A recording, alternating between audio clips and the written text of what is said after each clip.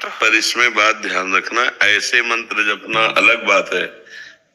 परम सिद्ध नारद जी भगवान के अवतार हैं और बड़ा निर्मल हृदय ध्रुव जी का है। 5 वर्ष की अवस्था है और वो आदेश करते हैं कि तुम 7 दिन 7 रात्रि जपोगे तो तुम्हें सिद्धों के दर्शन होंगे।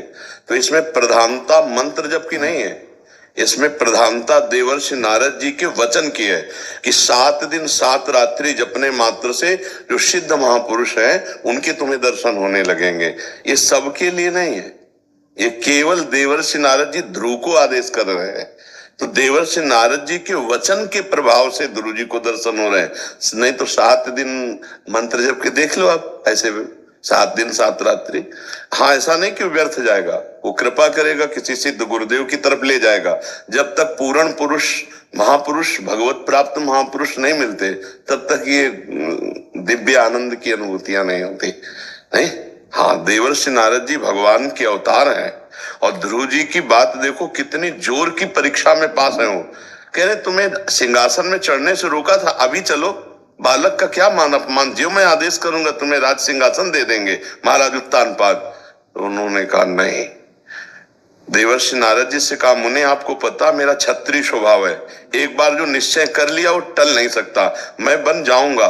बोले वहां भयानक जीव तुम्हें खा डालेंगे। तो बोले भय और प्रलोभन दोनों बातें दिखाई, लेकिन ध्रुव जी तनिक भी विचलित नहीं हुए। तब उन्होंने कहा जाओ, ये द्वादशाक्षर मंत्र, यमुना त्रिकाल स्नान, मधुपुरी मथुरा, और यहां जाकर अनुष्ठान करो। 7 दिन 7 रात्रि में दिव्य सिद्धों के दर्शन होंगे और बहुत अल्प काल में तुम्हें भगवत साक्षात्कार हो जाएगा। तो 6 महीने में भगवत साक्षात्कार कर लिया। पर कितना कठिन, सूखे पत्ते, फिर वायु को भी रोक दिया। जो ही वायु को रोका समस्त ब्रह्मांड की वायु रुक गई और भगवान को तत्काल आना पड़ा। तो ध्रुव जी जैसे तो ध्रुव जी, प्रहलाद जैसे तो प्रहलाद जी, नारद जी जैसे तो नारद जी, हम उनकी चरण रज का आश्रय लेकर थोड़ा भजन कर ले, यही हमारे सौभाग्य होंगे। समझ पा रहे आप जी? महाराज जी, एक और प्रश्न है, लीला में प्रवेश प्राप्त संतों को इच्छानुसार लीला दर्शन होते हैं या केवल अपने इष्ट की ही लीला के दर्शन होते हैं, या इस भागवतिक स्थिति में कोई संकल्प विकल्प नहीं होता, कोई लीला इष्ट की इच्छा से ही होती है? एक प्रवाह होता है, कोई संकल्प विकल्प नहीं। यंत्रवत, जैसे कठपुतली उतने नाचती है जितना कठपुतली नचाने वाला होता है, ऐसे उस महापुरुष का अंतःकरण केवल श्री भगवान होते हैं। उस समय क्या स्फुरित हो रहा है उसके बस की बात नहीं, कौन सी लीला चल रही ये उसकी सोची हुई बात नहीं। सोच, चाह, इच्छा, संकल्प ये तो साधना में ही नष्ट हो जाते हैं, सिद्ध पुरुष में नहीं रहते। ब्रह्मभूता प्रसन्न आत्मा न सोचते न कांक्षते समा सर्वेषु भूतेषु मद भक्तिम लभते पराम। कोई सोच नहीं, कोई चाह नहीं, बस चल रहा है। रिमोट ठाकुर जी के हाथ में, अंतःकरण रूपी पर्दे पे चल रहा है। अब उसमें जो प्रभु चला रहे हैं, क्या लीला चल रही, क्या उसके द्वारा करवा रहे हैं, क्या उसके द्वारा बुलवा रहे हैं, वो देख रहा है मात्र। हो रहा है, सब हो रहा है। वो ऐसी स्थिति होती कि हो रहा है, वो देख रहा है, ये हम कह रहे हैं, लेकिन वो देख रहा है ऐसा उसे भान भी नहीं है। उसमें इतना डूबा हुआ है कि मैं की भी विस्मृति हो चुकी है, तभी वो लीला में प्रवेश पाता है।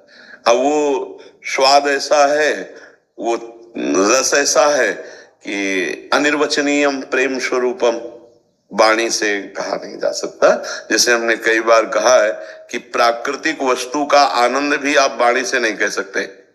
जैसे आपको एक गुलाब जामुन पवाया, बोले कैसा, बोले मीठा, बोले नहीं कैसा मीठा, बोले बहुत मीठा, बोले कैसा बहुत मीठा, तो तीसरा उत्तर होगा आप खा के देख लीजिए, फिर आगे नहीं बोल सकते।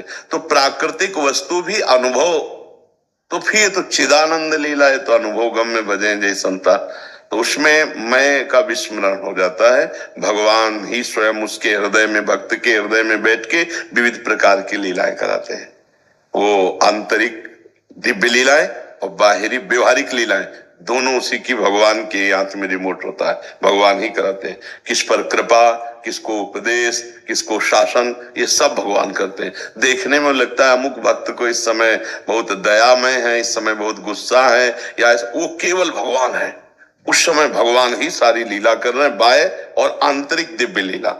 उसका अंतःकरण ढांचा केवल दिखाई दे रहा है और अंदर पूरा भगवान का अधिकार रह जाता है। समझ पाए आप?